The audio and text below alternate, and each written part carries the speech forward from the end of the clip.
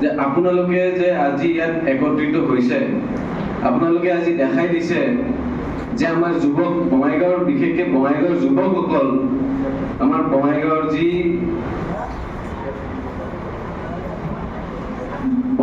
যিখিনি উন্নয়নমূলক কাম কাজ আছে, আপোনালোকে এই উন্নয়ন বা বঙাইগাঁৱৰ যি আমাৰ যুৱ পৰিষদৰ যি ধাৰা, আপোনালোকে যে এইটো প্ৰমাণ কৰি দিছে, আপোনালোকক মই ধন্যবাদ জনাইছো।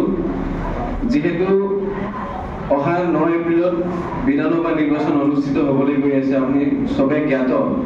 মই আপোনালোকক এটাই অনুৰোধ জনাম সকলো যুৱকসকলক যে ইয়াতে যিহেতু সকলো আঞ্চলিকৰ যুৱকসকল উপস্থিত আছে, আপোনালোকে এটাই চেষ্টা চলাওক যে কেনেকৈ আপোনালোকৰ আঞ্চলিকবিলাকৰ আপোনালোকে ভোট বৃদ্ধি কৰিব পাৰে।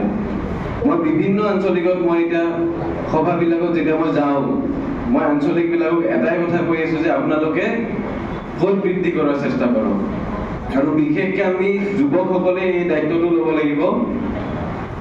কাৰণ কিয়, ভোট যেতিয়া বৃদ্ধি হ'ব, আপোনালোকৰ আঞ্চলিকবিলাকত যেতিয়া ভোট বৃদ্ধি হ'ব, তেতিয়াহে মই ভাবোঁ যে আপোনালোকৰ আঞ্চলিকত যিখিনি আৰু উন্নয়নমূলক কাম কাজ বাকী আছে, এই কাম কাজখিনি সম্পূৰ্ণ হৈ উঠাৰ কাৰণে আপোনালোকে দায়িত্ব লওক। আৰু সেই দায়িত্ব আপোনালোকে ভোট বৃদ্ধি কেনেকৈ কৰিব পাৰি সেইটো চিন্তা কৰি আপোনালোকে দায়িত্ব লওক। কাৰণ কিয়, বিশেষকৈ আঞ্চলিকবিলাকত দেখা যায় যিবোৰ আঞ্চলিকে ভোট দিয়াত পিছুৱাই থাকে, আৰু তেওঁলোকৰ যেতিয়া তেওঁলোকে সমস্যা বক্তব্য ইয়াতে সামৰণি মাৰিছো। আৰু আপোনালোকে যে ইয়াতে আহিছে, মই আন্তৰিক অভিনন্দন জনাইছো। আৰু আপোনালোকে যেন অহা নিৰ্বাচনত আমাৰ মিত্ৰজোঁট প্ৰাৰ্থী দীপ্তিময় চৌধুৰী ডাঙৰীয়াক যাতে আপোনালোকৰ বহুমূলীয়া ভোটটো দি জয়যুক্ত কৰে, মই তাকে অনুৰোধ জনাইছো। ধন্যবাদ।